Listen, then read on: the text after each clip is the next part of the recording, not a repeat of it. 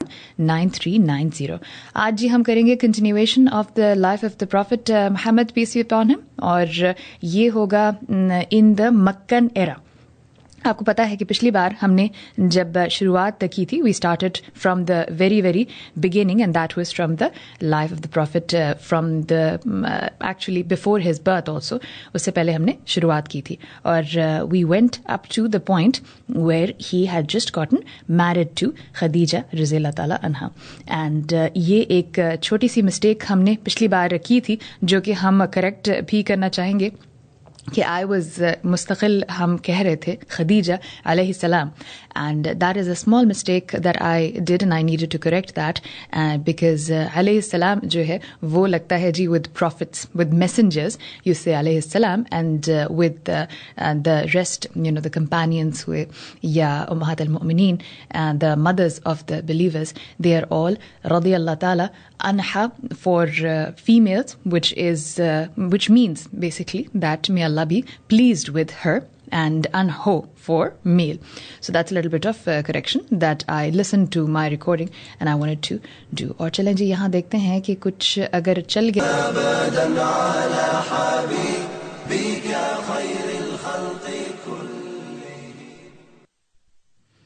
सल्लल्लाहु अलैहि व अला आलिहि व सहबिहि व सल्लम तस्लीमन कसीरन कसीरा। Alhamdulillah Rabbil Alameen, this has started now, and now we're going to start our program. और न्यूज़ अनफॉर्चुनेटली आज हमने स्किप कर दी, लेकिन प्रोग्राम शुरू करते हैं, और प्रोग्राम आपको हम बताएं continuation from last Friday, and this is going to be about the Prophet Muhammad and his life, and what are the lessons and wisdom that we can learn from his life. और आपको हम बताएंगे, एक छोटी सी ऐसा करते हैं कि हम आपके लिए यहाँ पर और नशीद प्ले करते हैं. Just bear with me for just about 1 more minute, and then we'll get started on the show.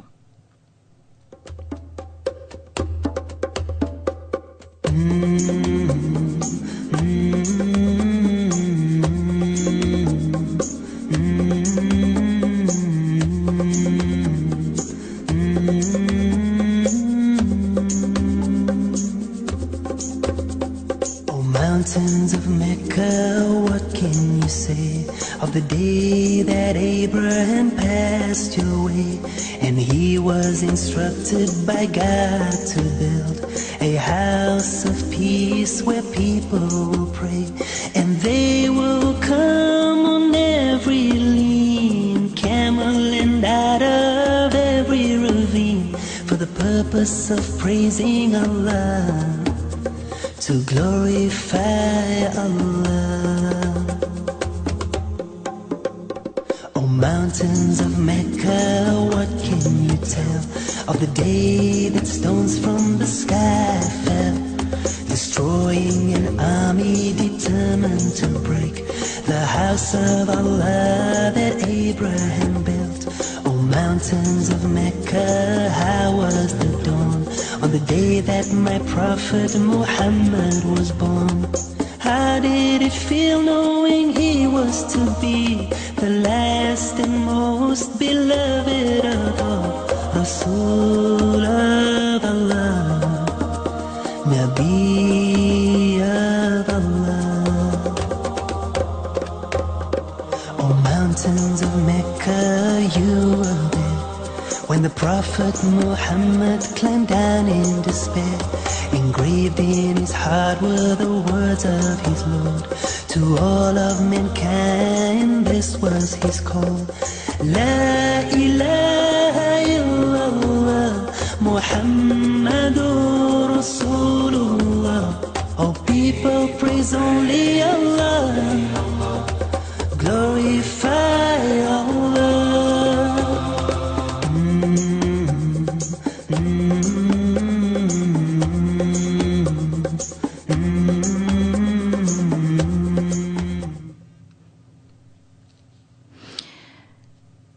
And we begin with the name of Allah. Bismillah ar-Rahman ar-Rahim.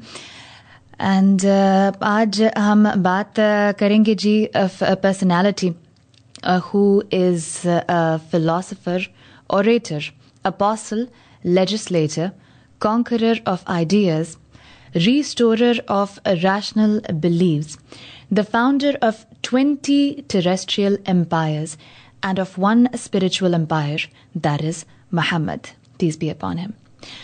As regards all standards by which human greatness may be measured, we may well ask, is there any man greater than he? This was said by Alfonso de Lamartine in History de la Turquie, Paris, 1854. This is what some of the great men in history have said about the Prophet. O mountains of Mecca, how did you mourn on the day that the beloved returned to his Lord? And up till the last breath escaped from his lips, he prayed that his ummah would find success.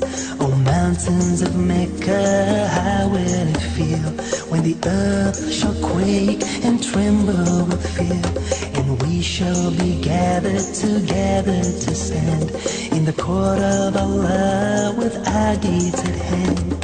Oh, how we pray that on that day we'll be with those to whom Allah will say, peace be with you, I am pleased with you. And we start with the Durood. Before that, let me tell you that आज का हमारा program जो है वो once again very graciously sponsored by Islamic Relief. And Islamic Relief का fundraiser तो जनाबे वाला होने वाला है 18th of February को. लेकिन हम आपको एक बात बताएं कि इनकी जो speaker हैं अनवर खान साहब, जो कि इनके founder, one of the main founders of Islamic Relief, he is also the vice president of fundraising. He is here in Dallas, यहाँ पर मुक़ीम है और होंगे हमारे साथ यहाँ पर स्टूडियो में निखत के साथ इन गुफ्तगू संडे को 10 से 12 बजे, and he's going to be talking about Islamic Relief. तो सुनना मत भूलिएगा, and please do call in also with just to say hello and words of encouragement अगर आपके कोई questions हो about Islamic Relief. So Anwar Khan Sahab is going to be here from 10 to 12 on Sunday with Nikhat. और हम जी शुरू करते हैं अपना प्रोग्राम. और this is going to be the year, like I had mentioned earlier, हमने ख़त्म किया था on the life of the prophet when he had just gotten married to Khadija रज़ियल्लाहु ताला अन्हा, and that was the year 595 CE. और अब हम चलते हैं जी, this is a few years later, this is in 610 CE, and CE refers to Common Era, and that's the same as AD. और ये this is what was happening at that time. رب اشرح لي صدري ويسر لي أمري واحلل عقدة من لساني يفقهوا قولي. I pray that, O my Lord, open for me my chest and ease my task for me, and make loose the knot from my tongue so that they understand my speech. Rabbi zidni ilma, increase us in knowledge.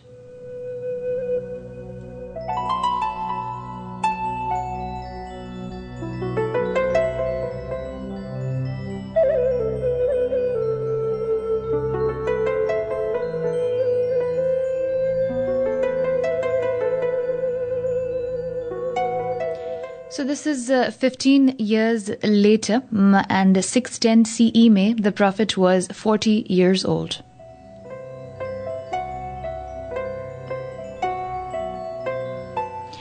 The Prophet would, on many occasions, retreat to a state of seclusion in the mountains around the Kaaba, which would often serve as a source of comfort from the disturbing things he would witness living amongst his pagan neighbors.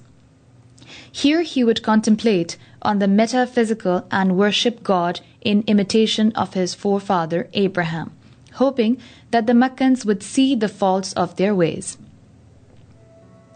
The commencement of divine inspiration began 6 months before his 40th birthday. It began in the form of dreams and visions which would come true the following day, and this lasted a total of 6 months. It was even before this that the Prophet began to long for seclusion. He would retreat to a nearby cave named Hira for periods of time, taking with him light provisions. Then one day, while in a state of meditation, he realized that he wasn't alone. Looking up, he saw a bright light. An angel had come to him, ordering him to read. The Prophet replied, alarmed, "I do not know how to read." Already startled by the presence of the angel, he attempted to make sense of the situation, but before his thoughts could gather, the angel took hold of him powerfully, gripping him tightly with unbearable force. The Prophet, reaching the point where he felt his body could endure no more, was released and ordered to read again, but replied, "I do not know how to read." Thereupon, the angel clutched at his warping body and then released him, and again asked him to read. But the Prophet had nothing to say except the truth. "I do not know how to read." On the third and final ordeal, the angel released the Prophet, saying, "Recite in the name of your Lord, who created man from a blood clot.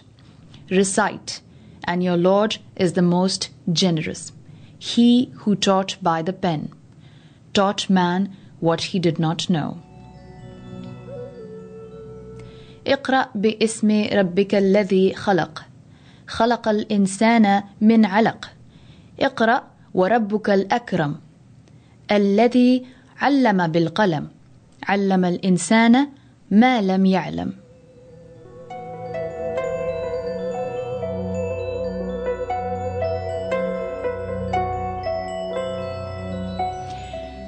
These are the first verses of the Quran that were revealed to the Prophet.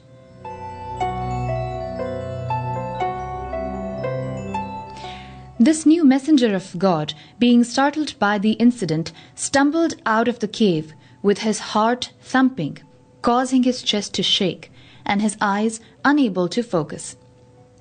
Fear had gripped him, and he began to wonder whether this had been some sort of hallucination.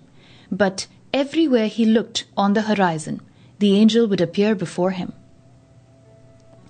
Feeling as though he was one smitten with madness, he returned home stumbling down the mountain, with sweat pouring down his head. His legs shook uncontrollably, and his body quivered out of fright. Upon reaching his house, his wife Khadija received him as he staggered into his abode, saying, "Cover me, cover me." She wrapped him up until the state of terror had left him, and then he described to Khadija everything that had happened, saying, "I fear for myself." Khadija replied words undeniably comforting to his heart. "No, by God, God would never bring disgrace upon you. You maintain ties of kinship, bear people's burdens, help the destitute, give hospitality to your guests, and help those who have been afflicted by calamities." Seeing the despair of her husband, Khadija was quite understandably taken aback. So, in seeking counsel, she went with Muhammad to Waraqa ibn Nawfal, her blind and old cousin, who was a devout Christian. Khadija said to Waraqa, "Cousin, listen to your nephew." At which point he said, "Nephew, what have you seen?"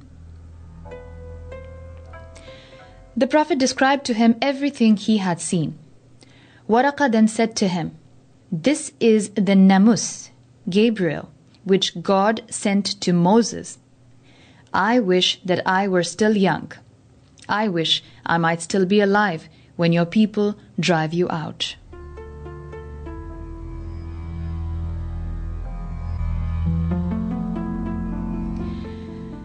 The messenger of God asked, "Will they drive me out?" He said, "Yes. No man has brought anything similar to what you have brought without being treated with hostility. If I am still alive on that day, I will give you my strong support.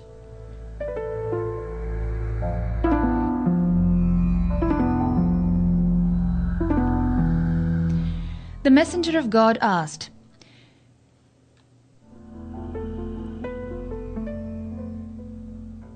excuse me. However, shortly thereafter, Waraqa passed away. The reassurances from Khadija and Waraqa were followed by a reassurance from heaven in the form of a second revelation, after which there was a period of silence. During that period, the Prophet began to fear that he had incurred the displeasure of God because the revelation had stopped. Then at last the silence was broken, and then there came further reassurances.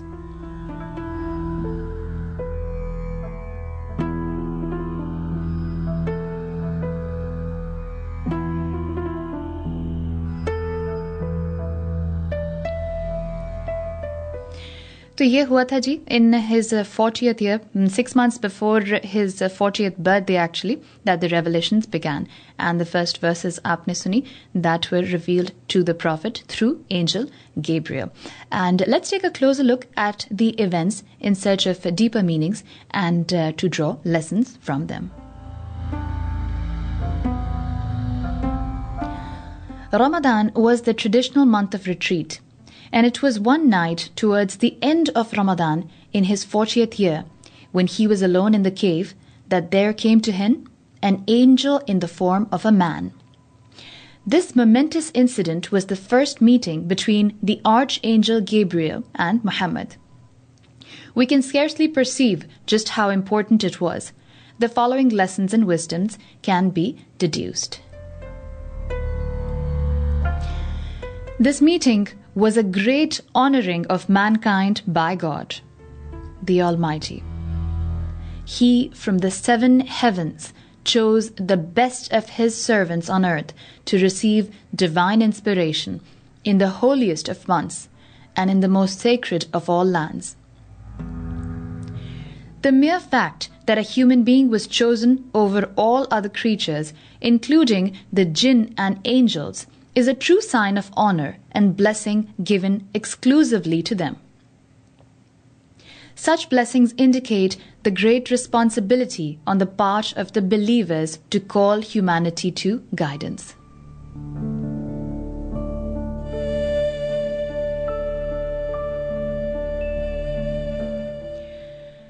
The significance of the pen, the importance of knowledge in nurturing humanity, man's quest for knowledge, are all present in this first revelation, which began with the word read.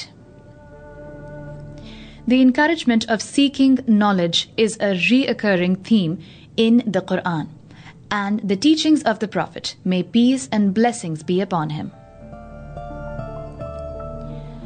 Islam makes a clear differentiation between useful and unproductive knowledge.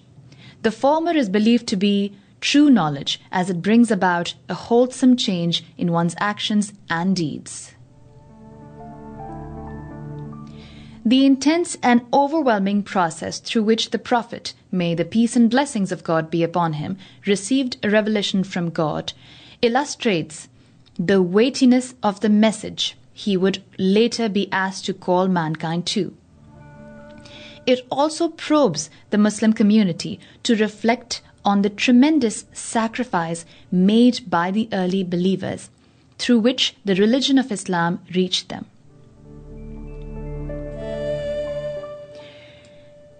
The manner in which Muhammad would seclude himself to the cave of Hira and spend time alone was not something he continued to do after prophethood. However, the notion of portioning some of one's time for seclusion carried through into the Islamic tradition with the prescription of Tahajjud Salah, the supererogatory nightly prayer. In the depths of the night, the Prophet would regularly stand for prayer to find solace with his Lord.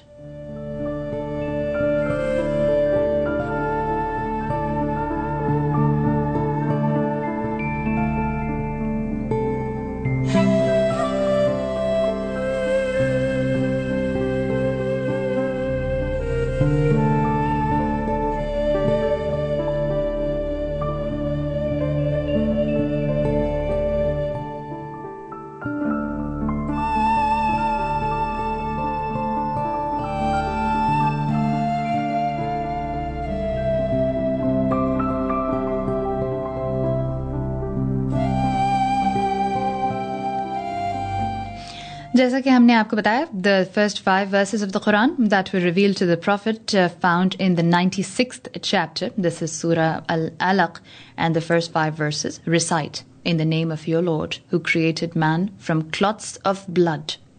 Recite, and your Lord is the most generous. He who taught by the pen, taught man what he did not know." After the first messages had come, there was a period of silence until the Prophet began to fear that he had incurred in some way the displeasure of God. Then at last the silence was broken with the Quranic chapter Ad-Duha. By the morning brightness and the night when it is still, your Lord has not abandoned you, nor does he hate you. The last will be better for you than the first. Your Lord will soon give to you, and you will be satisfied. The Quranic chapter Al-Qalam is undoubtedly one of the oldest parts of the Quran. It begins with the words, "Consider the pen and all that they write," where the pen is meant to refer to the first revelation, namely the first 5 verses of Surah Al-Alaq, and thus to stress the prophethood of Muhammad, peace and blessings be upon him.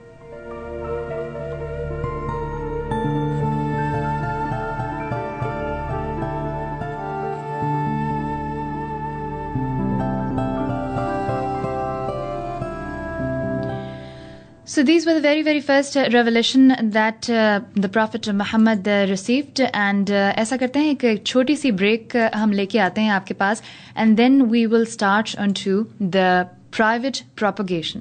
Private propagation जब when he started to propagate the religion. We'll tell you about that in just a moment. लेकिन पहले लेते हैं एक छोटी सी commercial break. Chicken करारा, मलाई बोटी, मटन चापे, डुअल कबाब, उफ, अब इतनी सारी चीजें बनानी है और मेरी नन्ही सी जान। पति देव ने तो कहा है 50 लोगों के लिए खाना बनाना है, ध्यान रखना मेरी इज्जत का सवाल है। अब आप ही बताइए, मेरे मुन्ने के मुंडन पर मैं खाना क्यों पकाऊं? ऐसा करती हूँ, डेरा ग्रिल कॉल करती हूँ, उनके पास आउटसाइड केटरिंग सर्विसेज भी तो अवेलेबल हैं। बारबेक्यू स्पेशलिस्ट तो हैं ही, कहते हैं हमसा हो तो सामने आए, और लोकेशन भी बहुत कन्वीनियंट है, वॉलनट और नॉर्थ स्टोरी रोड पर। आप भी फोन नंबर लिखिए 9728711116 9728711116। पर सुनिए, आप किसी से कहिएगा मत कि मैंने खाना बाहर से मंगवाया है। आफ्टर ऑल मेरे पति की इज्जत का सवाल है।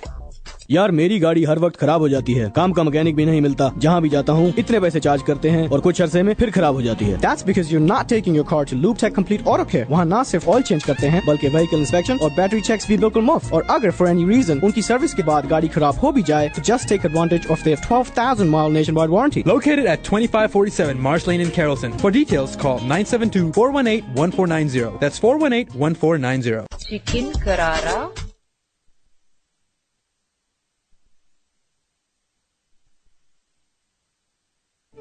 I can give you some golden reasons to visit Milani Jewelers. Milani Jewelers cuts out the middlemen and buys jewelry directly from the manufacturers. This assures me that I'll not pay any hidden charges. With a spectrum of exotic diamond, gemstones, and fine gold jewelry, I also have the benefit of their lifetime warranty. Ranging from antique to trendiest, Milani has just the perfect ornaments for me, building trust for the past 90 years and serving us for a lifetime. Those are my reasons. Tell us, what are yours? Located at 318 South Central Expressway, Richardson, or call 972-234-GOLD, MilaniJewelers.com. Milani Jewelers, where trust and services means everything. It's time to invite the Colonel home, offering you the very best catering services in Indian, Pakistani, Chinese and Mediterranean. Colonel Kebab Factory, taking care of your pockets and palates. थक गए होंगे आप भी वही पुराने restaurant से catering करवा के। अरे साहब, कोई और ऑप्शन भी तो होना चाहिए ना। एक ही जगह पे मिलेगा आपको चिकन चरगा, निहारी और बिहारी कबाब, वही आपको मिलेगा शवरमा, फलाफल और चिल्लो कबाब, बाकी भी हर चीज लाजवाब। ट्राई करके तो देखिए जनाब। Colonel Kebab Factory. Order by tray or per head. Call 972-705-9595 or visit kebabsfactory.com. KABABZ factory.com. Islamic Relief USA presents Songs for the Children, a fundraising dinner and concert series featuring world-renowned singer Mahir Zain and comedian Preacher Moss. They're joining hands to raise funds for the children in East Africa, Pakistan, Egypt and Palestine. Please help support this great cause by joining us at this fundraising event on Saturday, February 18th at 7 p.m. at the Doubletree Hotel in Richardson. Tickets are $30 in advance and $40 at the door. Tables of 10 seats are $300. Professional babysitting services are available for $10 per child. You can purchase your tickets at irusa.org or call 1-800-617-7238. Be blessed for supporting the efforts of Islamic Relief USA in helping the needy and less fortunate of the world.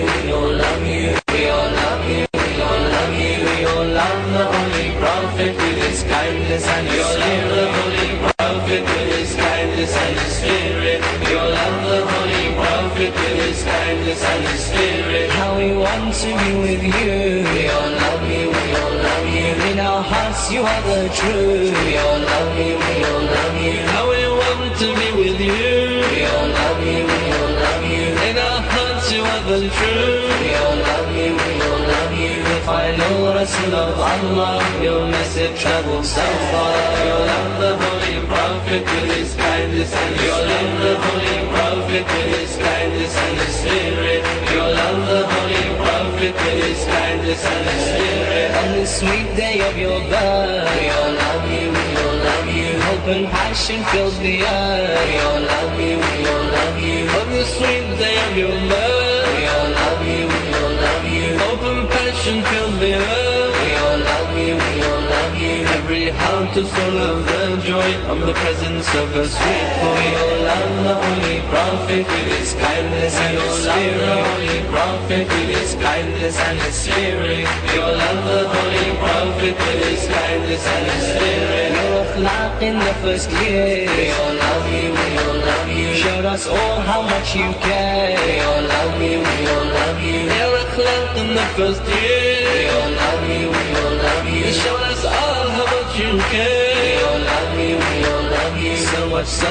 that they would have called you the most truthful amongst the few. We all love the Holy Prophet with his kindness and his spirit. The Holy Prophet with his kindness and his spirit. We all love the Holy Prophet with his kindness and his spirit. Never could the kuffar find. We all love you, we all love you. Love and kindness of your kind. We all love you, we all love you. Never could the kuffar find. We all love you, we all love you. Love and kindness of your kind. We all love you, we all love you. Not only were you the bravest, but your soul was one of the very. We all love the Holy Prophet with his kindness and his spirit. The Holy Prophet with his kindness and his spirit. We all love the Holy Prophet with his kindness and his spirit. The Holy Prophet with his kindness and his spirit. We all love the Holy Prophet with his kindness and his spirit. We all love you, we all love you. We all love you, we all love you. We all love you, we all love you. And And welcome back, ladies and gentlemen, listening to Radio Azad, the voice of the people. With your मेज़बान Uruj-Saeed और सुन रहे हैं आप story The Life of the Prophet Mohammed peace be upon him part 2 और ये हमने आपको नशीद सुनवाई और this is a very Bedouin style Nasheed और आपने ये सुनी and it was lovely hearing that also. I hope you enjoyed the nasheeds also that we play for you and yes, I know I'm a little biased towards playing Arabic nasheeds लेकिन हम कोशिश करेंगे कि बहुत अच्छी उर्दू की भी नशीद आपके लिए ढूंढ के लगा दें and will do that but आज क्योंकि स्टोरी एक तो थोड़ा सा हमें लेट स्टार्ट हुआ आपको पता है because there was a problem here but देर आए दुरुस्त आए we've started the story और ये story हम continue रखेंगे सुबह 10 बजे तक and we'll continue these series of part 1 and 2 3 में ना हुआ तो हम 4 तक भी continue करेंगे लेकिन हम इंशाल्लाह सुनाएंगे आपको पूरी कहानी of the Prophet and this is when he was in Mecca. The 40th year started receiving a revelation and now we are into the private propagation which was the very next year and this was 611 CE and let's take a look and see कि यहाँ पर इस वक्त क्या हो रहा है 611 CE में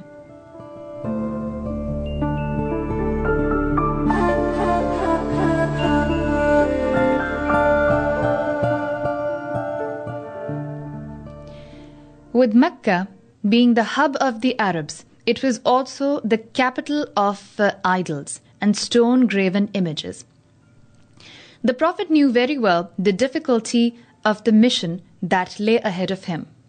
Working in such an atmosphere, the call to Islam assumed a cloak of secrecy to ensure a gradual system of conversion in a manner that would make it difficult for Quraysh, the Meccan tribe, to interfere.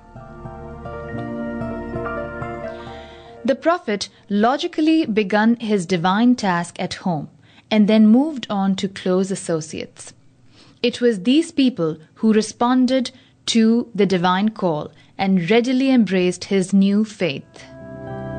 This new faith, excuse me. From amongst those who converted during the beginnings of the divine call were Khadija, the Prophet's wife, his adopted son Zayd bin Haritha, his cousin Ali Abi Talib, and his cherished friend Abu Bakr. These were the individuals who professed Islam on the very first day of the call. Thereafter, Abu Bakr, through his own personal efforts, invited Uthman ibn Affan, Al-Zubayr bin Awam, Abdurrahman bin Auf, Sa'ad bin Abi Waqqas, and Talha bin Ubaidullah. Among the early Muslims also were Bilal bin Rabi', Abu Ubaidah bin al-Jarrah, Al-Arqam bin Abi al-Arqam, Fatima bint al-Khattab, this is the sister of Umar ibn Khattab, and Khabbab bin al-Arad, Abdullah bin Mas'ud, and many others. These were the early Muslims.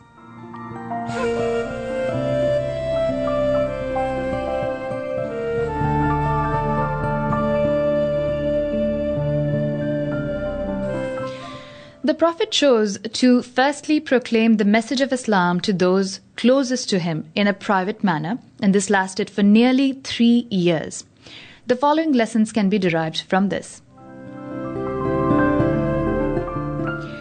As a general rule, in calling others to Islam, preference should be given to a strategy that secures the greatest benefit to Islam and the Muslim, so long as it remains working within the Islamic framework of acceptable conduct.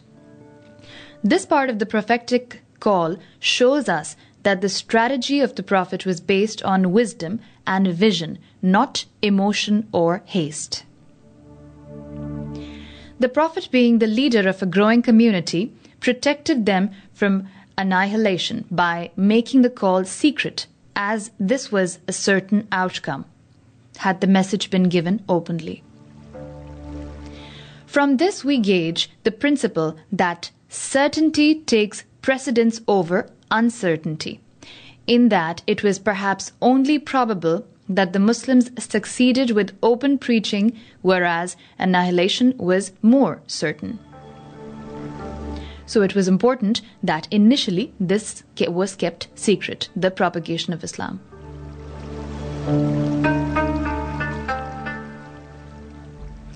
The commandments in the early revelations addressed the Prophet directly, but his disciples took them as applying to themselves. And so, like him, they would keep long vigils at night. They were quick to learn all the pieces of revelation that were coming to the Prophet, and were the most proactive of his followers in worshipping God.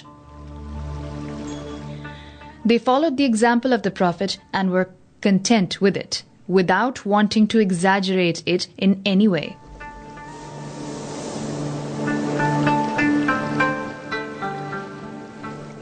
So ज़्यादा सवाल नहीं पूछते थे वो, as the revelation came and the Prophet followed it, because he was a living example of the Quran. So the followers, the disciples, without exaggerating or without asking too many questions, they followed the example of the Prophet. After a short pause, revelation began descending copiously, with the recurring themes of early revelation revolving around glory of God, of His indivisible oneness, His truth, wisdom, goodness, mercy, bounty, and power. And by extension, it continually referred to His signs, the marvels of nature, and to their harmonious working together, which testified so eloquently to the oneness of their sole Creator.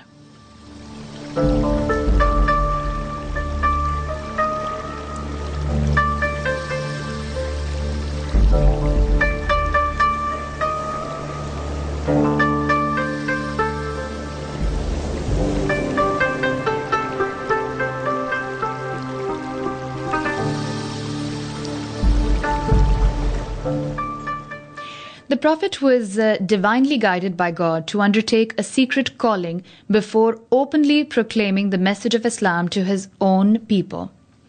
This guidance was issued through the first 6 verses of the 74th chapter of the Quran at night.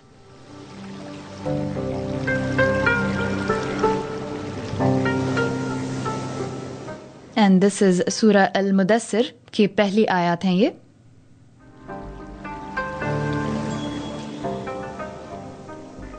يا أيها المدثر قم فأنذر وربك فكبر وربك فكبر وثيابك فطهر والرجز فاهجر.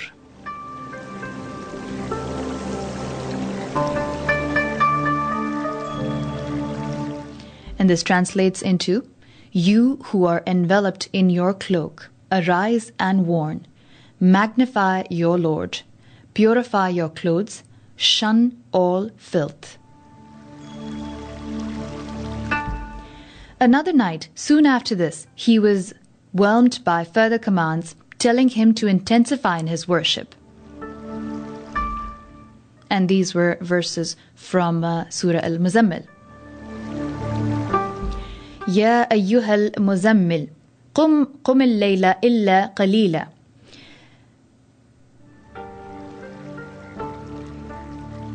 نصفه أو انقض منه قليلا أو زد عليه ورتل القرآن ترتيلا إنا سنلقي عليك قولا ثقيلا.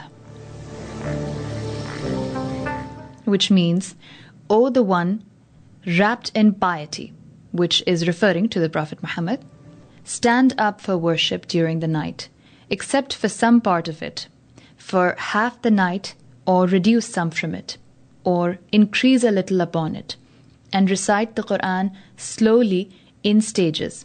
Indeed, we shall soon ordain a heavy responsibility upon you.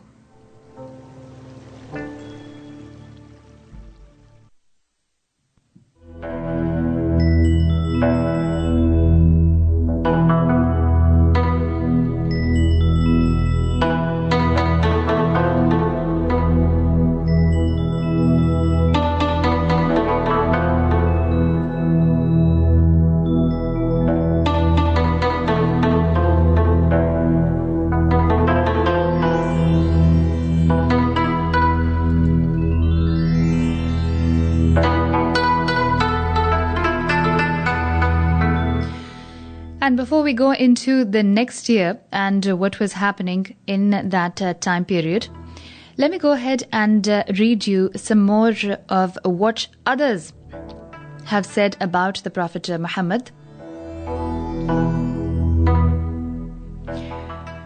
This is by J.M. Rodwell in the preface to his translation of the Holy Quran. This was a non-Muslim Islamic scholar. And he said, Muhammad's career is a wonderful instance of the force and life that resides in him who possesses an intense faith in God and in the unseen world. He will always be regarded as one of those who have had that influence over the faith, morals, and whole earthly life of their fellow men, which none but a really great man ever did or can exercise, and whose efforts to propagate a great verity will prosper.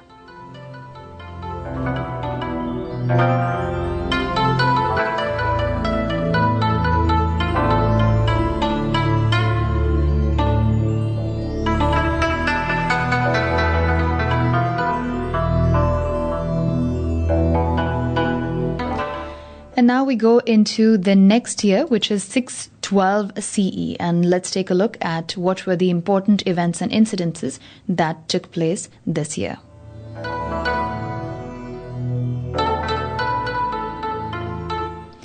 The Prophet used to meet and teach the new converts in privacy because the call to Islam was still based upon concealment.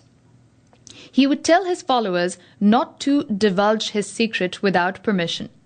Now the revelation began to increase in speed and continued to come down to the Prophet, sometimes like the reverberations of a bell, which was the hardest on him. Other times, Gabriel would come to him in the form of a man and speak to him.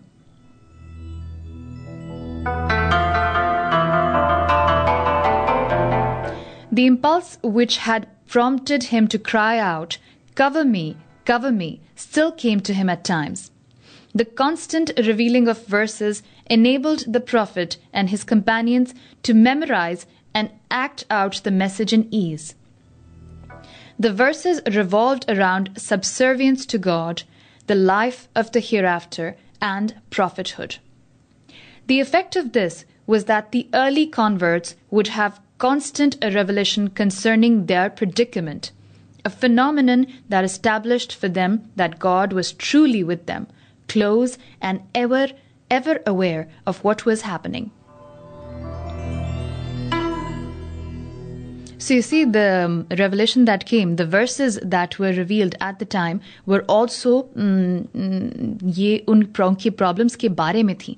तो जो लोग उस वक्त जिन मुश्किलात जिन तकलीफ़ों से गुजर रहे थे, these were the revelations that actually helped answer those problems, those questions that they had, and resolve their issues.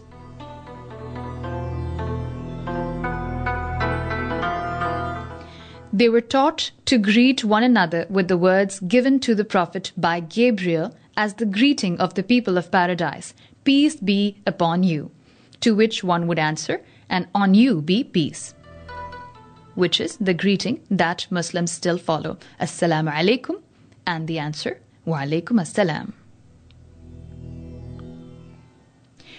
This year was a year of cultivation, in that God was preparing the Prophet and his followers for what they would face once the call would be made openly. It was this cultivation that made the converts sincere, ever ready to face trials and willing to accept death rather than turn to polytheism. Indeed, this cultivation stood many a trial, and many early converts were killed due to their unshakable stance and resolute faith.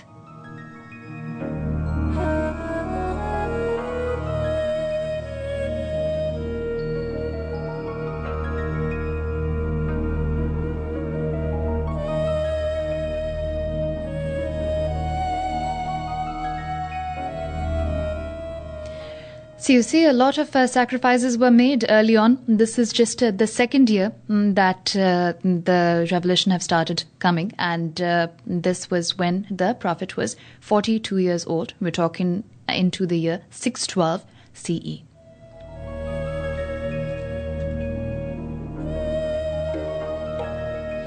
Attempts made at persuading the Prophet to abandon his call were futile. The Quraysh at times would even resort to bribery and the like. But the Prophet's resolve to accomplish his mission did not once waver. Historically, this demonstrates that he had no worldly gain or goal in mind.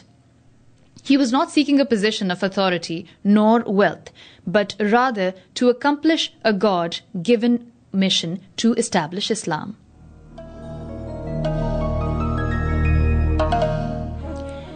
Gabriel would regularly visit the Prophet to teach him matters of the religion. Now, Gabriel is the archangel that was specifically prescribed for this purpose. He was unka kaam tha to bring revelation to the Prophet Muhammad. So in essence, he is also a messenger because he brought the messages directly from Allah to the Prophet. So Gabriel, Jibreel, unke naam ke saath alayhi salam hi lagta hai because he is a messenger also.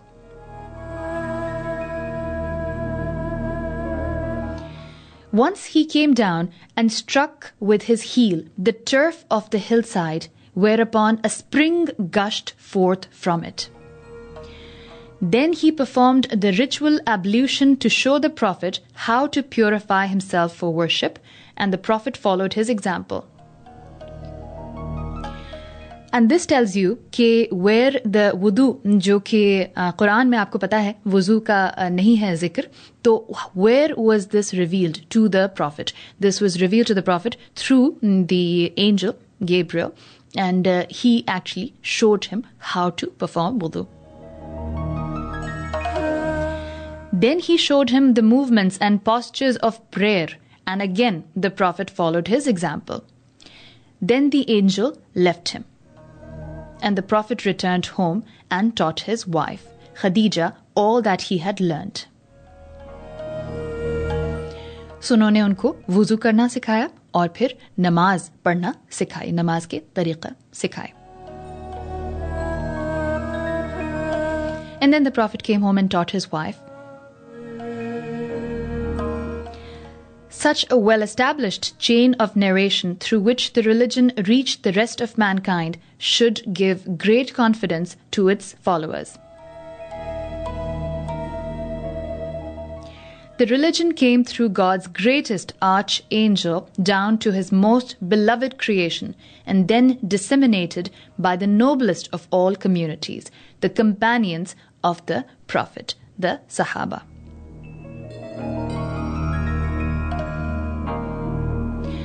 Little is known about these early days of Muhammad's life as a prophet, but a great deal can be gleaned from the Quranic revelation that he received in this period of his life.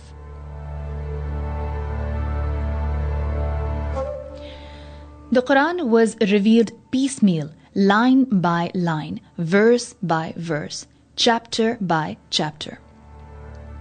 Sometimes the revelation dealt with a particular situation in Mecca, answering Muhammad's critics and reviewing the validity of their arguments. From these discourses in the Quran, we learn of the great ideological attack that was waged upon the Muslim community, but more so the Quranic approach in refuting it and redefining the line between godliness and evil.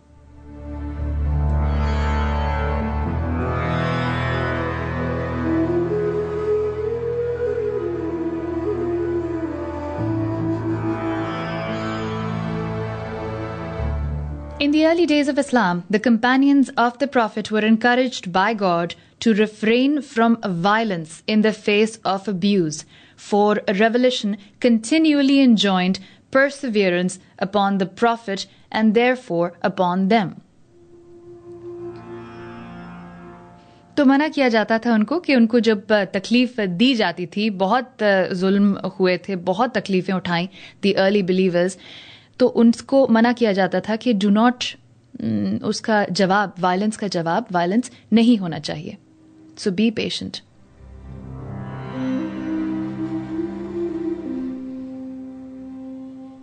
This message is found in the Quranic chapter Al-Muzammil, revealed in this period.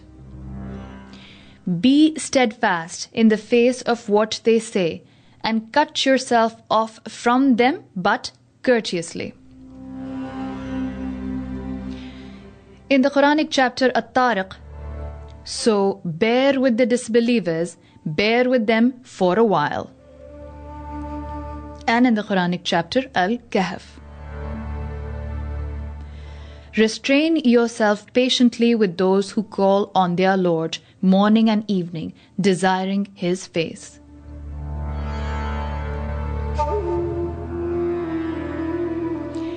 In these early days of Islam, the Quranic chapter Al-Ma'un was revealed, and through it, God exposed the ruling elite in Mecca by eloquently pointing out the repressive conduct with the society's most vulnerable and the social injustice they were creating in the community. And the verses are: Have you seen him who denies the resurrection? He is the one who harshly rebuffs the orphan and does not urge the feeding of the poor.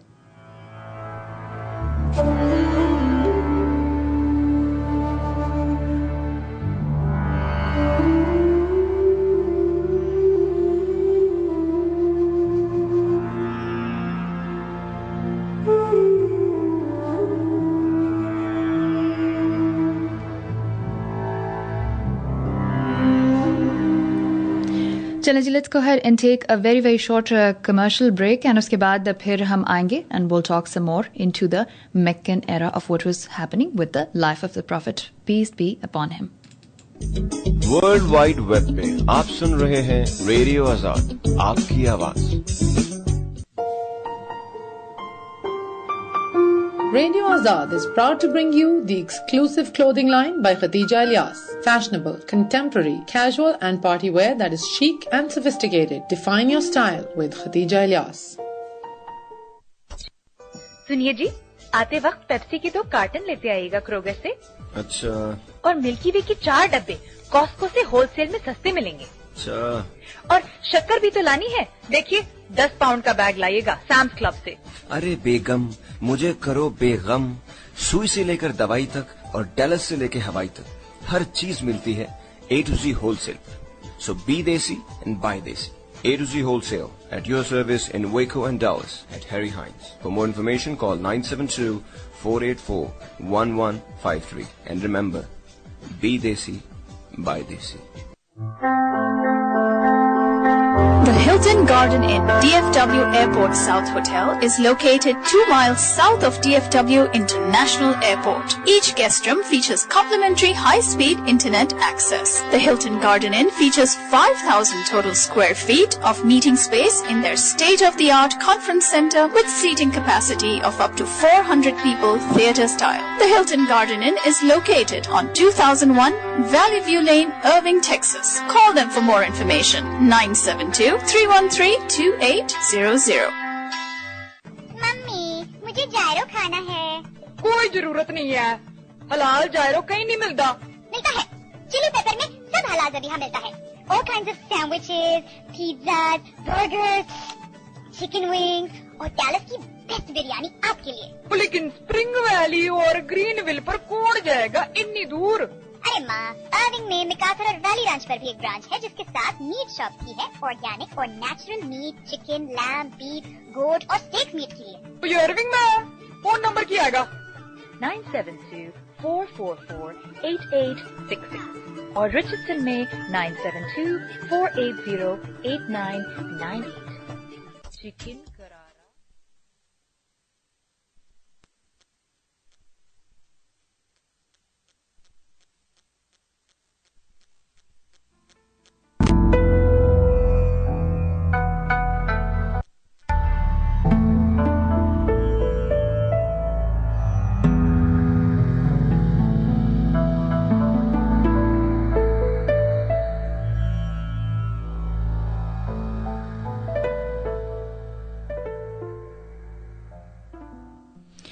And welcome back, ladies and gentlemen, listening to Radio Azad, the voice of the people, with your मेज़बान Uruj-Saeed. रहेंगे आपके साथ सुबह 10 बजे तक. Programme उड़न खटोले में आज आप स्टोरी सुन रहे हैं of the life of the Prophet Mohammed, peace be upon him. And before we continue, let's take a caller and see यहाँ पर कौन है. Good morning. Okay, G, we lost you. You can go ahead and give us a call. I was telling, somebody, उन्होंने कहा last time जब हमने अपनी कहानी सुनाई थी, उन्होंने कहा अच्छा नहीं लगता बिल्कुल भी कि आप जब कहानी सुना रही हो तो हम interrupt करें. तो this is your time. If you would like to call and give us your comments, anything that you would like to add to this, you can also go ahead and add to it. And, inshallah, we'll continue the story. आज मुझे नहीं लगता कि we'll cross the Meccan era. पूरा जो Meccan period है, this is actually going a little bit of course into the details of the Prophet Muhammad's life, peace be upon him.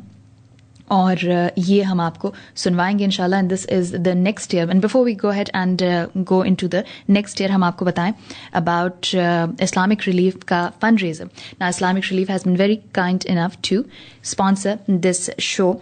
और वो जी आपको के लिए ला रहे हैं एक फंड रेजर जो कि जिसमें बहुत ही ज़बरदस्त परफॉर्मेंसेस होंगी by Maher Zain and preacher comedian Moss. Excuse me, his name is Preacher Moss and he's a comedian, and this is going to be to support Islamic Relief's humanitarian efforts for the children of East Africa, Pakistan, Egypt and Palestine. और ये होगा February 18th को at the Doubletree Hotel in Richardson. Start time is 7 p.m. That's when dinner is going to be served, and then there's going to be a short presentation, and उसके बाद फिर entertainment होगी. ये program जो है, I was talking to Brother Radwan Saleh and Brother Anwar Khan, and they said the same thing. They said, you know what, this is going to be full of entertainment. We want Muslims to be happy, to laugh, to, हम उनको रुलाना नहीं चाह रहे. हम जो है उनको खुश रखना चाह रहे हैं. हम चाह रहे हैं कि वो आके हंसें. इसीलिए we have a comedian and then we have entertainment.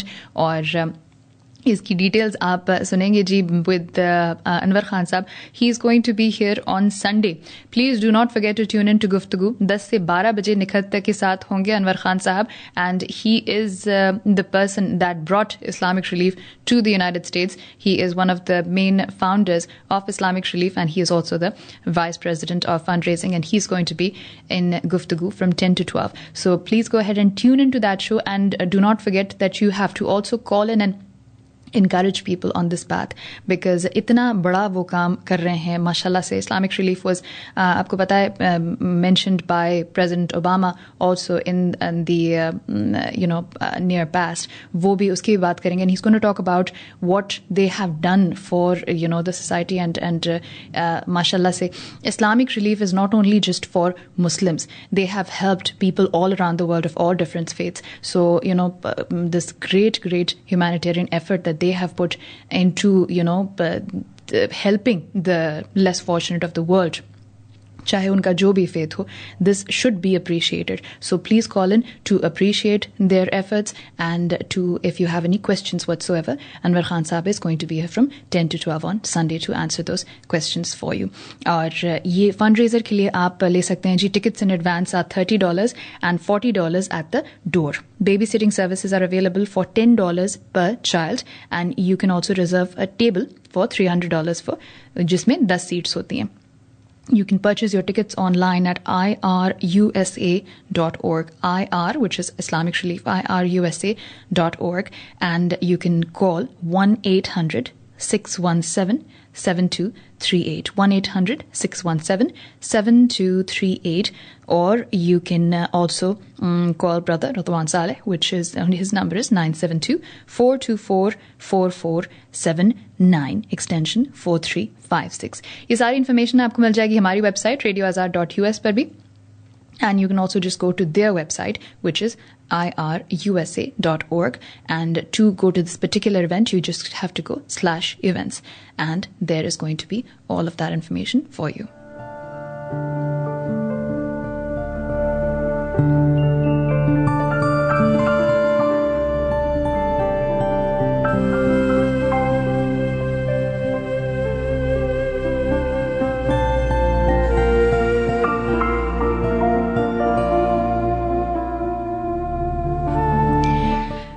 And now we go into the story of the Prophet Muhammad, peace be upon him, into the 4th year of prophethood. This is 613 CE and the end of private propagation.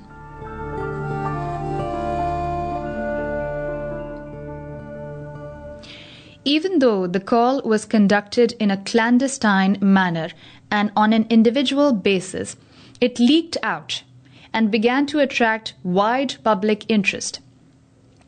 At first, the leaders of Mecca cared little for Muhammad's call, likening him to a religious philosopher, but such indifference soon altered once they realized the ramifications of his call.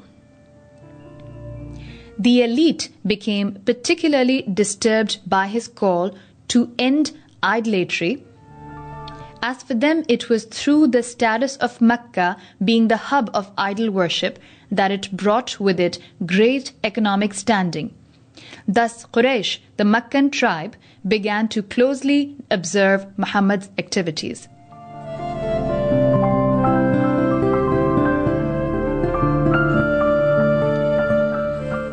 Preceding 3 years of secret propagation, the Prophet had managed to cultivate a band of believers who emerged steadfast, imbued with the spirit of monotheism and activism.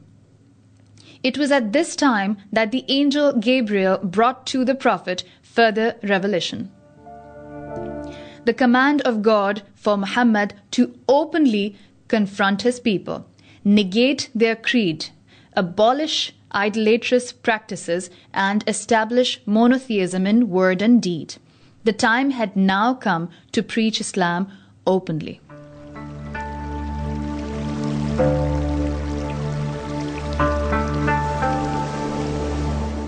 Quraysh would try to prevent the message spreading amongst the masses by scoffing, ridiculing, belying, and denouncing the Prophet as a man being insane, possessed by a spirit, or merely soothsayer or a poet.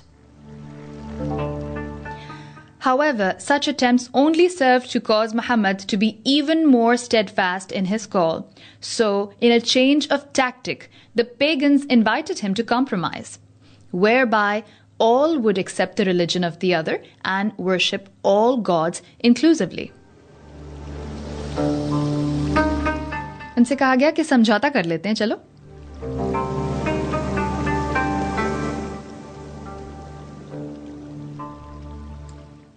On realizing the futility of all of their tactics, the pagans decided to implement an unrestrained campaign of resistance. See, because उनका समझौता जो था वो valid नहीं था. They were calling him to do wrong along with them. They called for a general meeting and elected a committee of 25 Qurayshite nobles with Abu Lahab, and this was one of the Prophet's uncles, as a chairman. Following discussions, they decided to utilize all channels of resistance at their disposal, from maligning the messenger of God to the use of torture for the weak amongst his followers.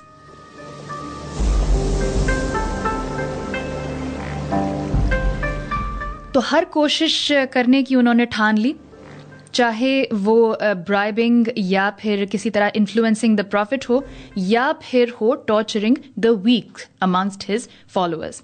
And at that time, most of them were weak amongst his followers in the initial few years of the prophethood. But not all of them. The Prophet had the support and protection of his compassionate uncle Abu Talib and his clan, which helped the idolaters at bay to some extent.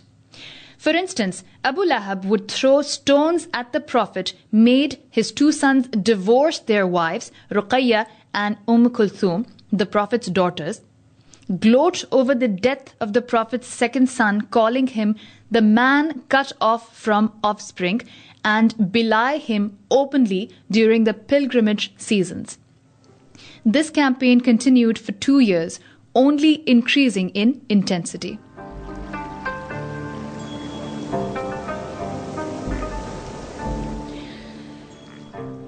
So this was one of the Prophet's uncles, and this is what he was doing to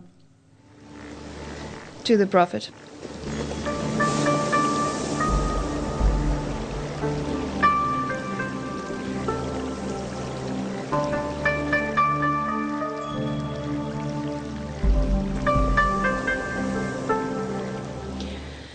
Other idolaters who were also related to the Prophet indulged in the campaign of tyranny.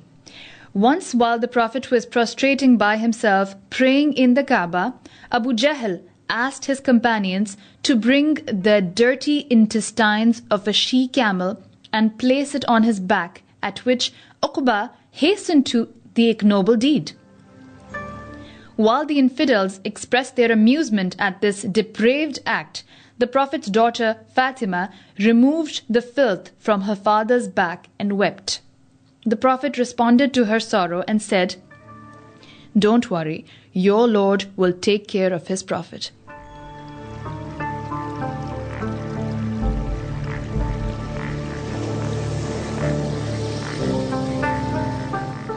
Every clan would target its own converts and would persecute them.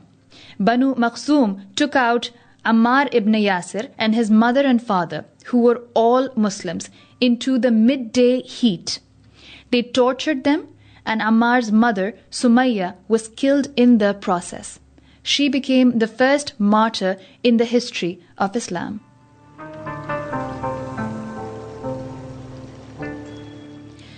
In light of such inhuman persecutions, the Prophet advised the believers to conceal their conversion. He decided to meet with them secretly and took several measures to maintain their safety. He further avoided confrontation with the polytheists, as the call was in its initial stages and the Muslims were still vulnerable, and some not even fully fledged.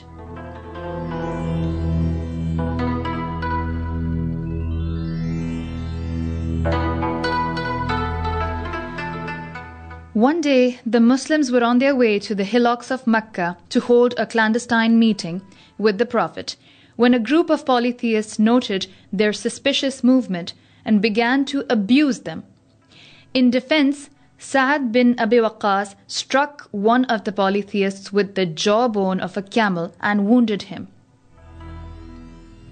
This was the first bloodshed in Islam, but after that the Prophet advised his companions to refrain from violence until God decided otherwise.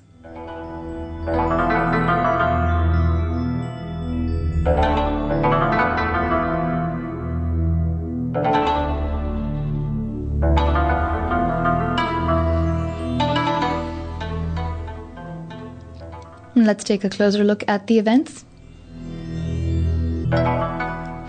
No summons to Islam had yet been made public, but there was an ever-increasing group of devout believers and intense worshippers. Then, after 3 years of private calling, the Prophet was instructed to proclaim the message openly. The negative reaction from his people grieved him deeply. The following lessons can be drawn.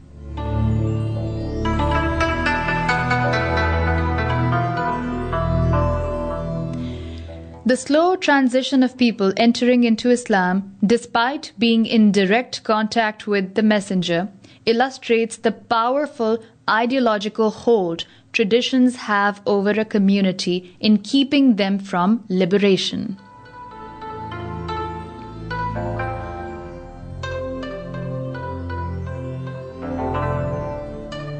Every caller to truth and justice will face rejection and persecution.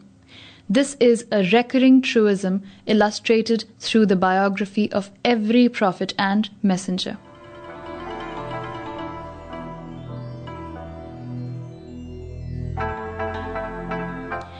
The progression of the Prophet's call from family to friends and then the people at large highlights the concentric circles of responsibility a Muslim has towards the people he lives amongst. They all have rights over him, the greatest being with family.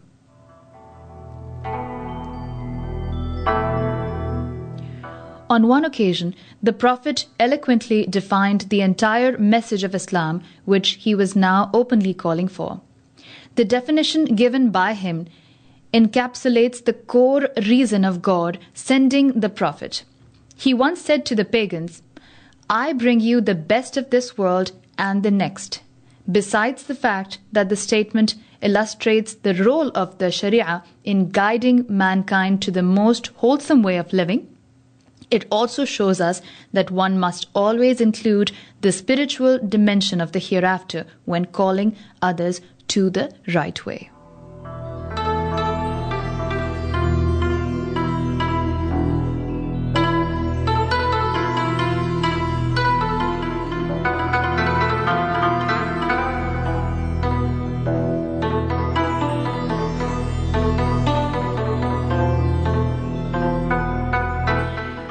The Prophet was directly instructed to begin warning the people of Mecca openly through revelation, which can be found in the 26th chapter of the Quran, Ash-Shu'ara. And warn your near relatives. The Prophet heeded to the command of God, climbed the hill of Safa, and called the people openly to accept Islam. He was met with rejection and ridicule.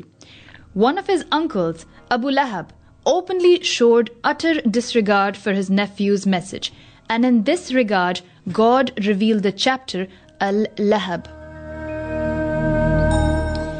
تبت يدا أبي لهب وتب ما أغنى عنه ماله وما كسب سيصلى نارا ذات لهب وامرأته حمالة الحطب في جيدها حبل من مسد. Perish the two hands of Abu Lahab, and perish him. His wealth and his children would not benefit him. He will be burnt in a fire of blazing flames. His wife too, who carries wood. Around her neck is a twisted rope of palm fiber.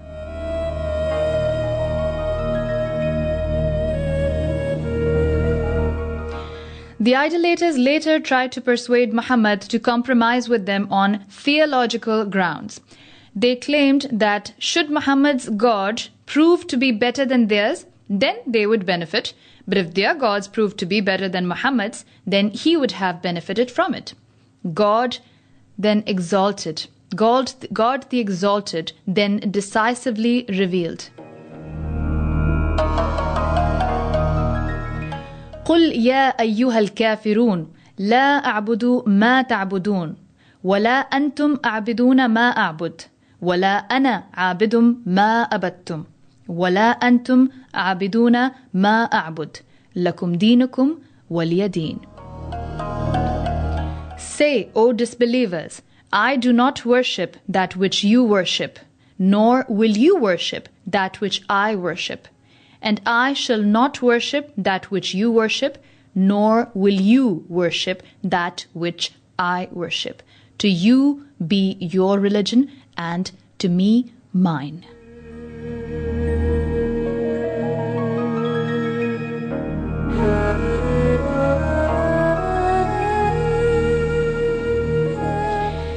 In the early part of the Meccan era, around the 4th year of prophethood, the Quranic chapter Al-Qamar was revealed. The first few verses make reference to a miracle witnessed by many Quraysh in Mecca. As reported by numerous companions who were also present, the Prophet was asked by the polytheists to show them a miraculous sign. By the permission of God, Muhammad miraculously caused the moon to split into two distinct parts and then brought them back together again. Though totally amazed by the divine sign, they obstinately refused to take heed and accept his call, calling it magic, to which God revealed, "The last hour draws near, and the moon is split asunder. And if they see a sign, they turn away, and they say, 'This is magic, a delusion.'"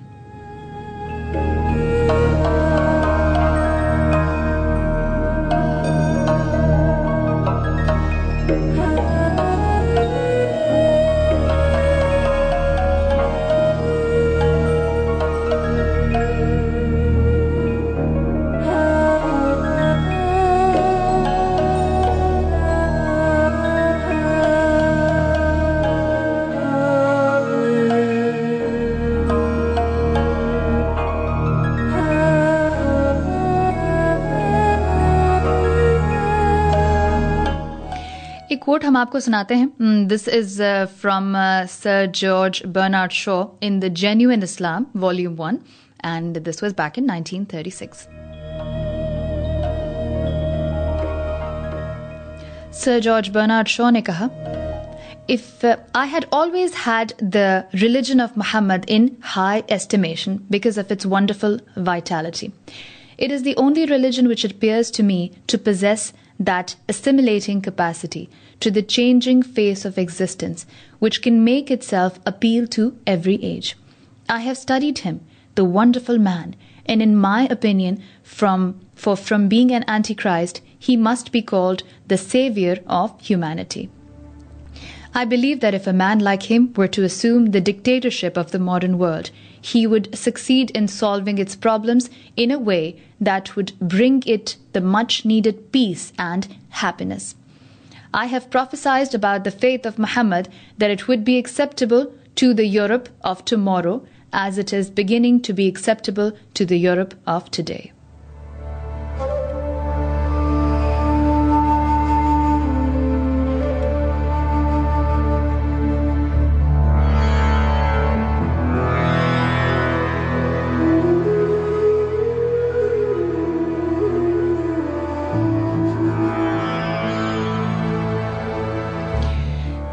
We have about 20 minutes here and hum cover karenge a couple of other chapters here in the Meccan era, and then we will inshallah next time hum aake isko continue rakhenge.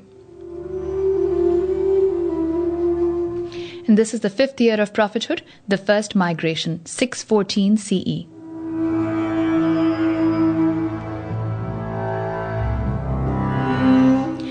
Although the converts now hid their faith, the Prophet, on the other hand, would promulgate the Islamic faith and preach it openly with strong commitment and assiduous pursuit.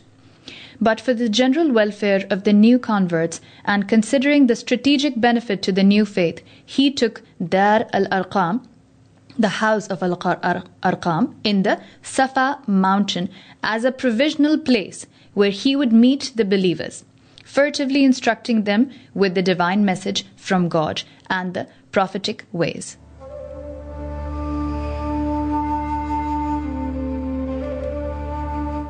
The oppressive nature of the idolaters intensified so much that torture and murder now became a routine.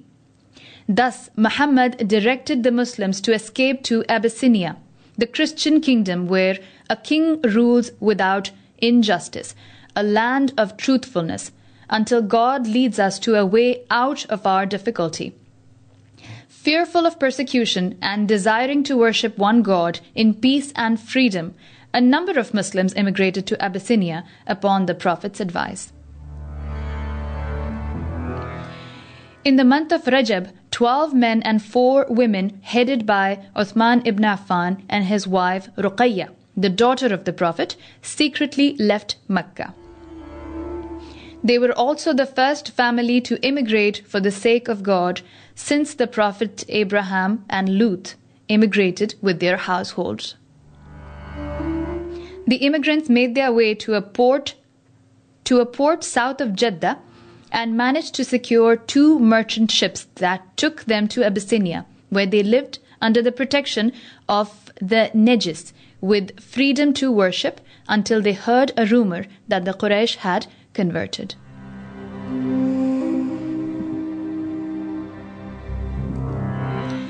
However, the news that reached them was not as it seemed, and when they returned, they found the Quraysh to be even more fervent in their persecution of the believers. Some of the believers returned to Abyssinia and others secretly stayed in Mecca.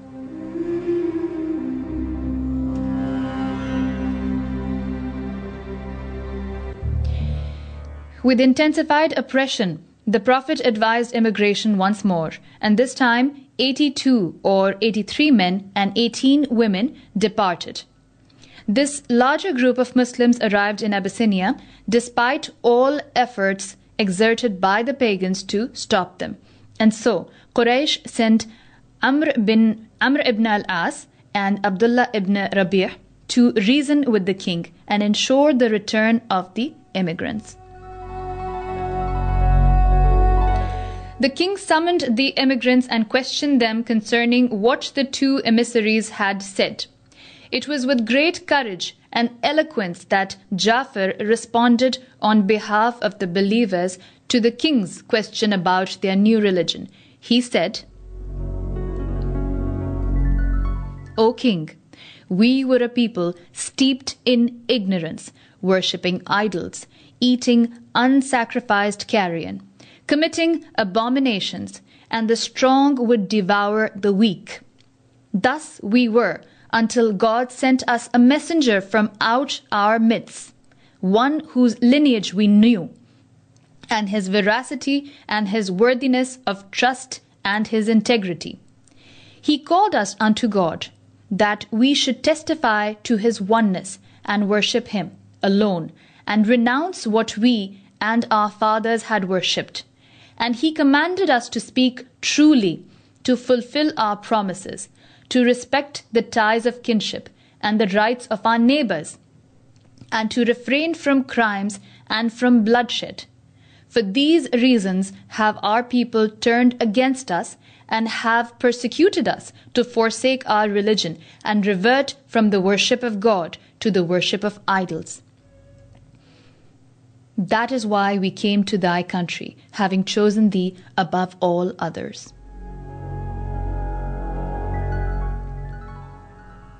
He then recited to the Najis some verses from the Quranic chapter of Mary, whereupon the king and his bishops began to weep.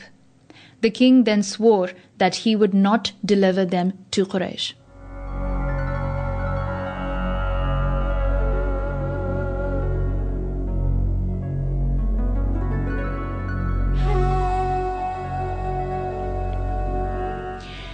When the Prophet saw that although he escaped persecution himself, many of his followers did not, he said to them, "If you went to the country of the Abyssinians, you would find there a king under whom none suffer any wrong." So some of his companions set off to Abyssinia, and this was the first immigration in Islam. Amongst the lessons and wisdoms that can be extracted from this passage of history are: the initiation of migration by the Prophet not only shows us that hijrah, or migration for the sake of God, is legislated in Islam, but also indicates that it is to be exercised when one can no longer practice their faith where they live. In such a case, one should move to another land where he can, even if that be another non-Muslim country. Preservation of religion takes precedence over the preservation of wealth and well-being, as the Muslims had to sacrifice both wealth and well-being in order to secure an environment in which they could worship God. God decreed that the Prophet and his disciples face much difficulty and persecution in order to illustrate that strive and struggle are an intrinsic part of being a believer, as well as remaining patient and steadfast upon them. It is said that through trial and tribulations does God make clear the truth and distinguishes it from falsehood.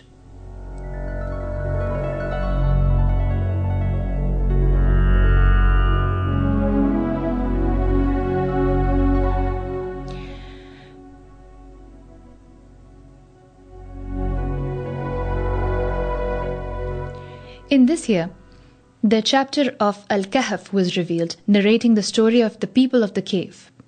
Within the Quranic chapter, there is a subtle indication of migrating to preserve one's faith.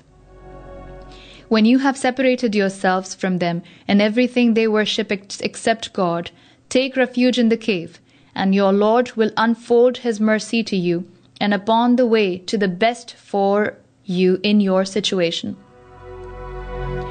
The chapter of Az-Zumar was also revealed, containing a similar indication.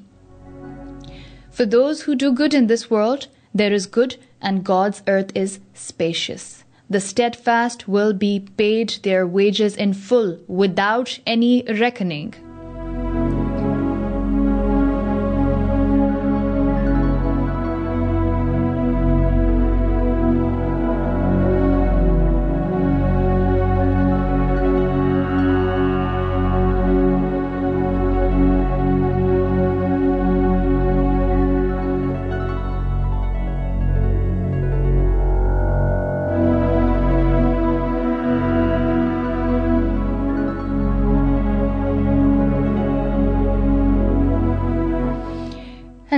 we are reading to you the last part of what we can actually cover in the Meccan era, and this is going to be the 6th year of Prophethood, 615 CE. और इंशाल्लाह इसकी फिर continuation हम रखेंगे next Friday.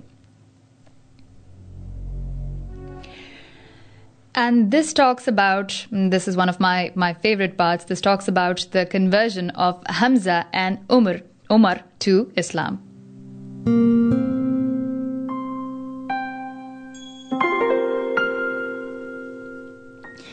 The conversion of Hamza and Umar did much to further the cause of the religion, and it was by these two men that God restored a sense of honor and pride to the believers. Hamza's conversion, although initially proclaimed out of anger due to the oppression of his kin, proved to be extremely fruitful in strengthening Islam and the Muslims. It came about through an incident that occurred at the Kaaba between the Prophet, who was one day seated on the hillock of Safa, when Abu Jahl passed by and insulted Islam.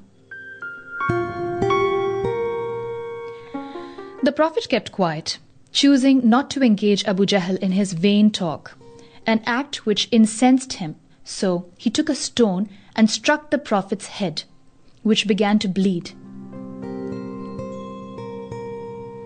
Abu Jahl then left to join the Quraysh at their assembly place. Hamza happened to be returning from a hunting trip when a slave girl belonging to Abdullah bin Jadan informed him of what had happened. On being deeply offended, he hastened to the Kaaba, where he found the aggressor sitting in the courtyard of the holy sanctuary. Hamza rushed upon him and violently struck Abu Jahl on the head, saying, "Ah, you insult Muhammad when I too follow his religion."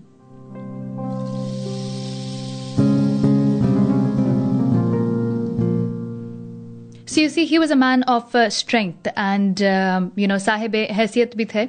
So his conversion actually proved to be a source of great strength to the Islamic faith and its adherents, and he himself came to be known as the Lion of God.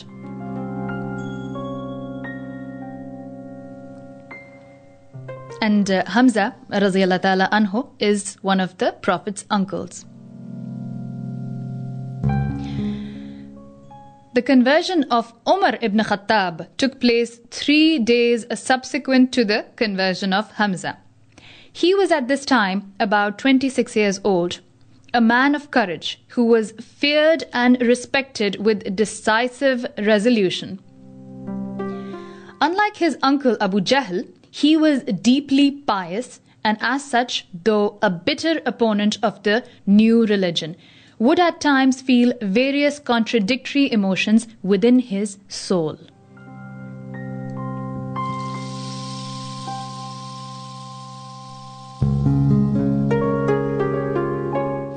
An example of this is once when Umar was in the holy sanctuary where he saw the Prophet offering prayer. He thought it would be a good idea to hide behind the curtain of the Kaaba and jump out and Muhammad to scare him. However, as he got closer, he could hear him reciting the Quranic chapter Al-Haqqa and was amazed by the words of God. But being irrational, he thought to himself, "This must be the words of an exceptional poet," and which the Prophet recited the verse, "It is not the word of a poet, little is that you believe." Shocked at the Prophet's statement, and quite certain that the Prophet knew nothing of his presence, he thought to himself, the Prophet must be a soothsayer. But as the thought crossed his mind, the Prophet recited, "Nor is it the word of a foreteller. Little is that you remember." The Prophet continued, "This is the revelation sent down from the Lord of the worlds." Although Islam had now permeated his heart, the deep-seated bigotry he held rendered him unable to submit to the truth, and thus persisted in his oppression of Muslims, filled with loathing.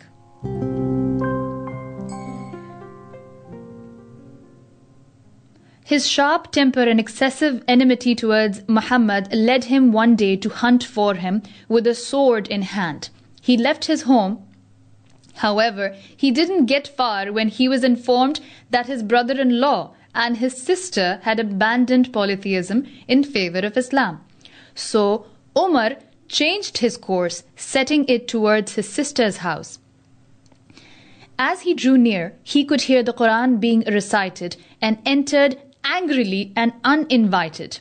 Full of rage, he fell upon his brother-in-law, beating him severely. But Fatima, his sister, rushed to the rescue of her husband when Umar fell upon his sister and struck her on her head. Realizing fighting back was futile, the couple cried out, "Yes, we are Muslims. We believe in God and His Messenger Muhammad. So do as you will."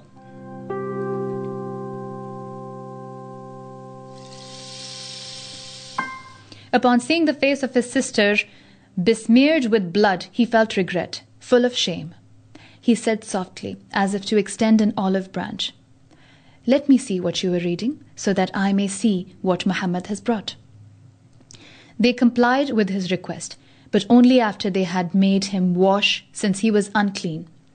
Upon doing so, he was given the parchment, which he took and began to read, from the opening verses of the chapter Taha, until he reached,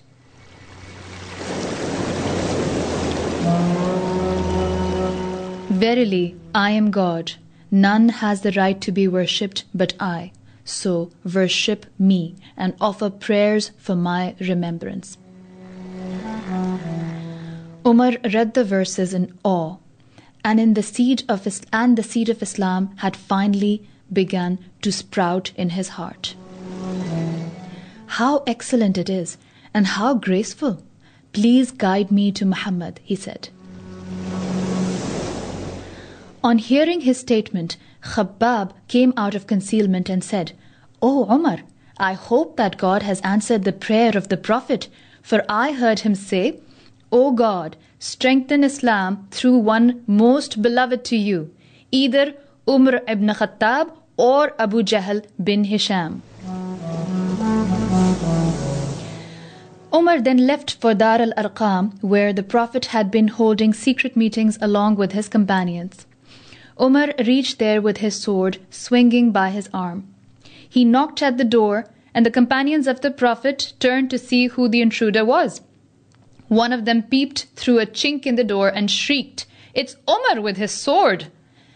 Hamza, being the lion he was, said, "Open the door. If he intends good, he shall find it here, and if he intends evil, he will be killed with his own sword." On entering, he stated his intentions, saying, "O Messenger of God, I come to you in order to believe in God and His Messenger and that which He has brought from His Lord." Filled with delight, all cried out, "Allahu Akbar! God is the greatest," so loud that even those in the holy sanctuary heard.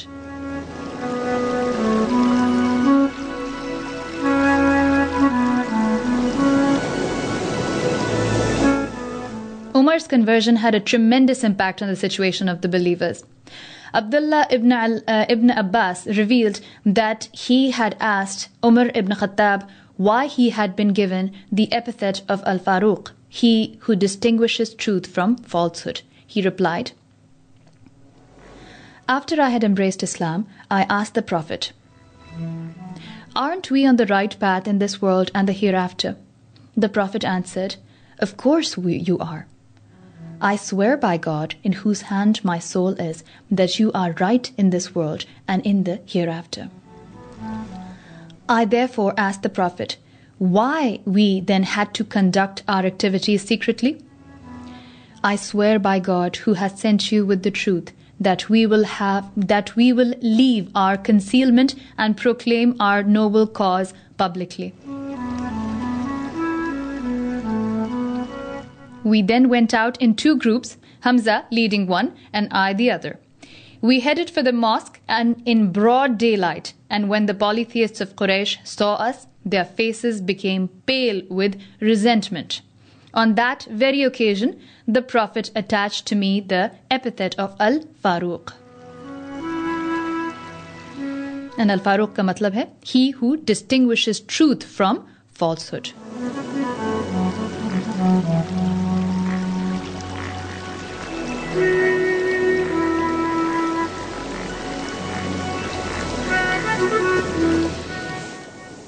And real quick, let's go over the lessons and wisdom learned from this incident in the Prophet's life.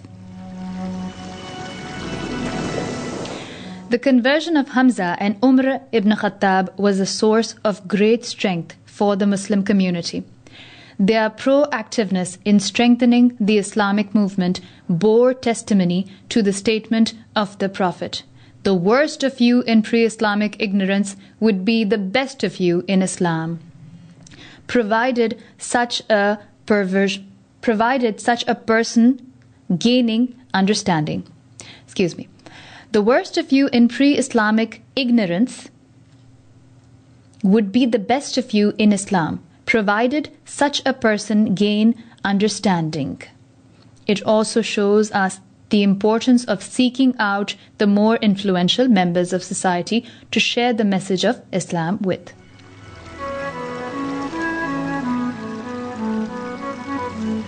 When Omar converted, he found it intolerable that the Quraysh could worship the idols openly while the believers worshipped God in secret. So he used to pray in front of the Kaaba and would encourage others to follow him. His unwavering proactivity illustrates to us that a lengthy period of worshipping God is not a precondition for excelling in religious propagation. No sooner had Omar submitted his will to God than he immediately set out to reform the society in his community. The conversion of Umar and Hamza was a victory for the cause of Islam. So great and instant was the effect of his conversion that those believers who had hitherto worshipped God in secret now assembled to openly proclaim the call and circumambulate the sacred house freely. They even dared retaliate against some of the injustices done to harm them.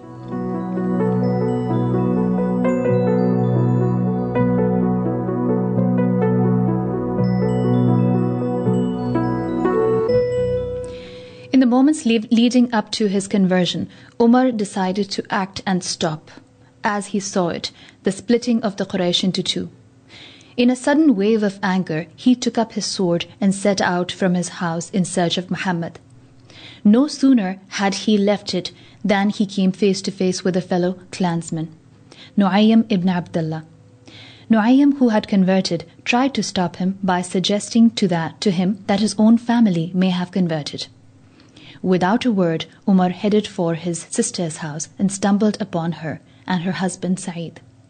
They had some written pages of the Quranic chapter Taha, which had recently been revealed.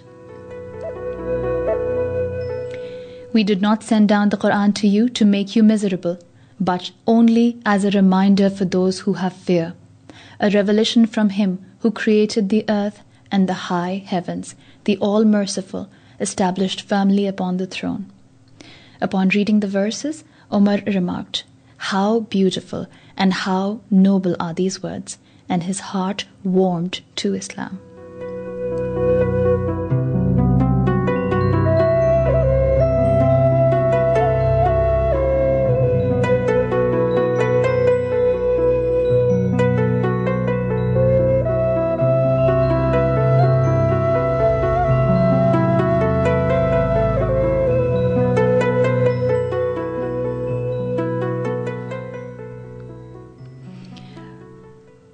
So you see how significant it was that the influential in the society convert to the right path.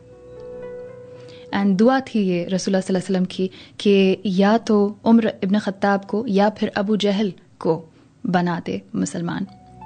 And his dua was accepted because Hazrat Umar radiyallahu ta'ala anhu became a very, very staunch, and very early on he became a very staunch believer of Islam and a propagator of Islam. Or Abu Jahl, on the other hand, remained ignorant and was one of the worst enemies of Islam and of the Prophet Muhammad, peace be upon him. हर ज़माने में एक मोहम्मद और एक अबू जहल मौजूद है, एक मूसा और एक फ़िरौन मौजूद है। एक जो कि सच का प्रचार करता है, अच्छाई को फैलाने की और बुराई को रोकने की बात करता है, और दूसरा जो कि अपने पैसे और रुतबे के बलबूते पर अपनी झूठी शान को कायम रखने के लिए कमज़ोर को दबाता है, झूठ और फितना फैलाता है। आप किसका साथ देना चाहेंगे, अबू जहल का या मोहम्मद का?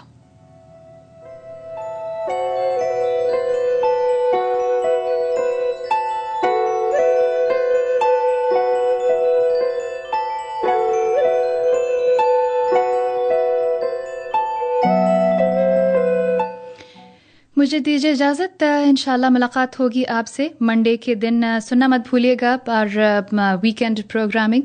एंड आज होगा जी Dilshad show from 2 to 3 and also the Nepali program from 8 to 10। गुफ्तगू में अनवर खान साहब होंगे from Islamic Relief. Please do call in and welcome him to radio Azad. And मुझे इजाज़त दीजिए, मुलाकात होगी आपसे इंशाल्लाह मंडे को। Have a wonderful weekend. खुदा हाफिज़। That there is one God who is for inviting people towards Allah. His name is Muhammad Mustafa. His name is Muhammad Mustafa.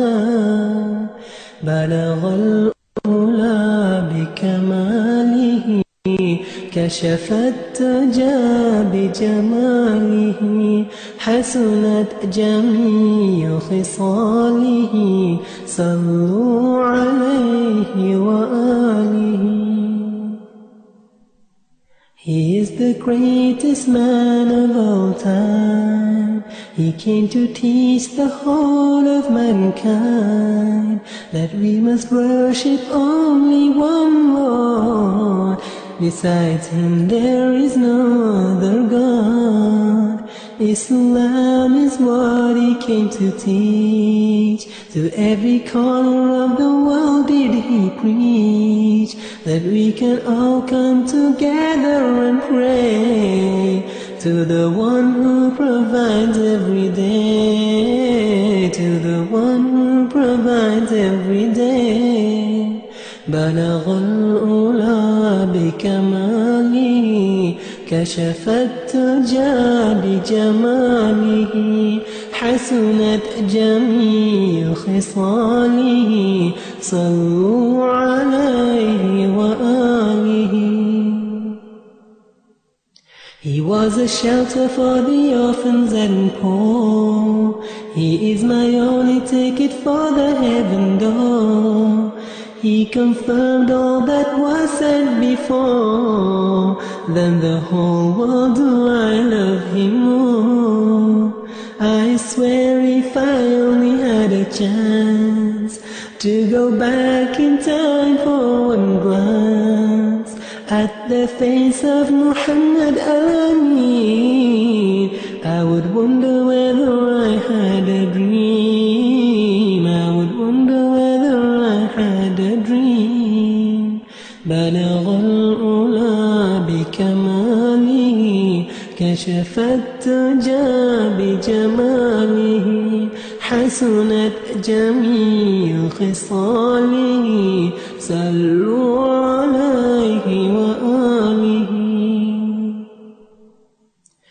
There is no man more dear to me throughout the whole of history than the one who was sent as a guide. You are listening to Radio